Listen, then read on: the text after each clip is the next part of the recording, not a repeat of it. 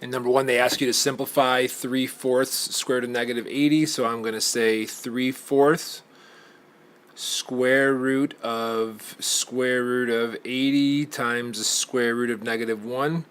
Continuing on, each line of my work is equivalent to the line before. I'm going to say square root of 16 times the square root of 5 times the square root of negative 1. Now, square root of 16 is 4. Square root of 5 is irrational, so we leave it alone. Square root of negative 1 is I. Drop down the square root of 5.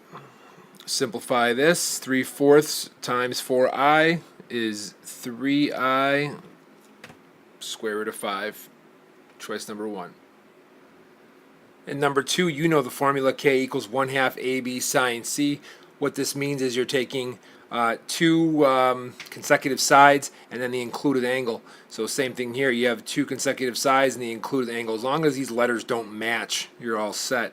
So I'm just going to plug in and simplify. So R is 27, T is 19, S is 135.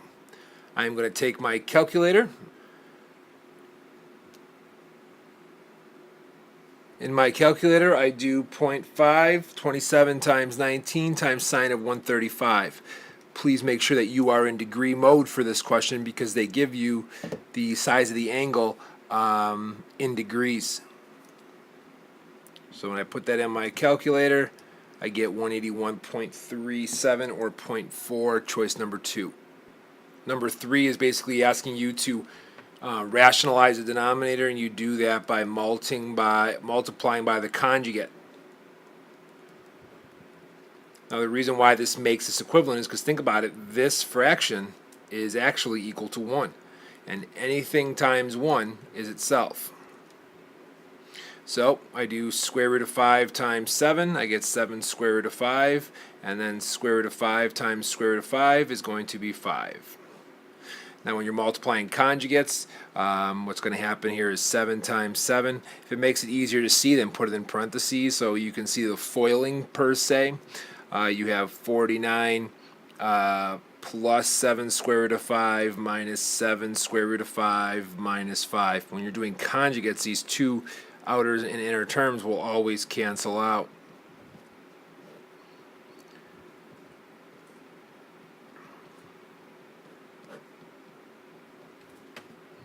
Seven square root of 5 plus 5 over 44.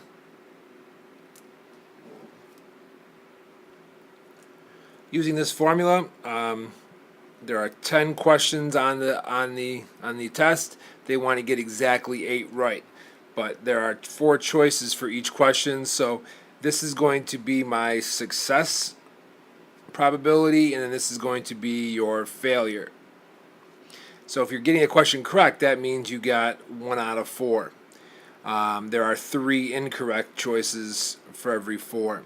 We're going to raise this to the 8th power, and then we're going to raise this to the 10 minus 8. Basically the difference of those two numbers, so you should have choice number 2.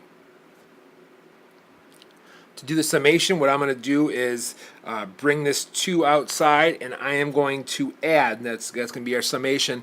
I'm going to start with n equals 3, and I'm going to add all the way up until I use 6. So if you see what I did here, I did cosine of pi, plugged in 3 for n, and I have my first term, plus cosine. My next number is 4, 4 minus 2. Okay? So cosine of pi over 1, cosine of pi over 2, cosine of pi over 3, and the cosine of pi over 4. If you want, you could use your calculator. The cosine of pi is -1, cosine of pi over 2 is +1, cosine of pi over 3 is 1/2, and this is the square root of 2 over 2.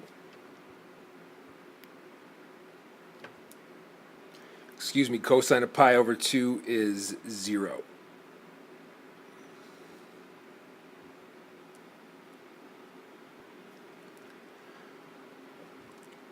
Negative 1 plus 0, you should have negative 1 plus 1/2 plus square root of 2 over 2.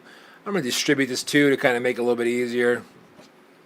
So I have negative 2 plus 1 plus square root of 2. Just distribute the 2 through all of these three terms. I get negative 1 plus square root of 2. Choice number 4.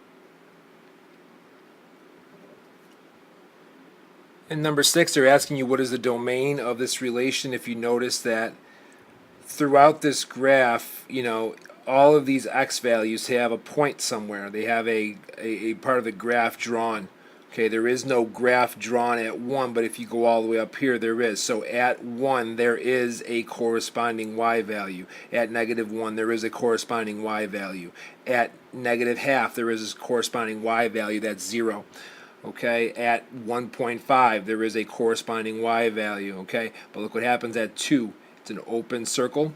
Okay, so we say that our domain is all x values that are greater than or equal to negative 2 because it includes that, but less than 2 because of this open circle. In number 7, we talk about this mathematics club. Some of us might be inclined to do combinations at first, but it's going to be permutations. I think it's a fairly easy question that probably had a lot of people second guessing themselves. Which equation will f of negative 2 equal negative 6?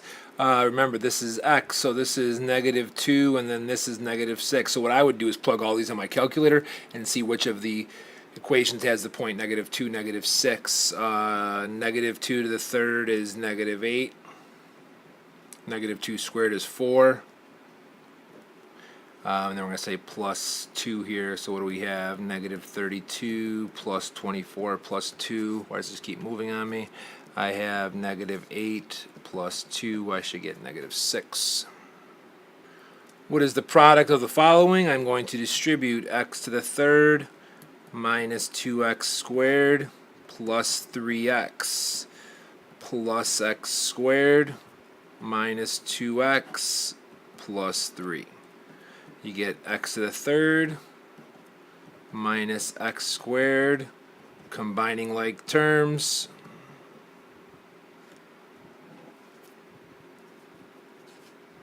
Choice number 1. In number 10, we're talking about the most appropriate method of surveying or sampling. If you notice 1, 3, and 4, all very specific, narrowed groups. Just math classes, just the junior class, only the students in 4th period, but the student directory is the most. It includes everybody, and that's the place where you can go to pick most randomly.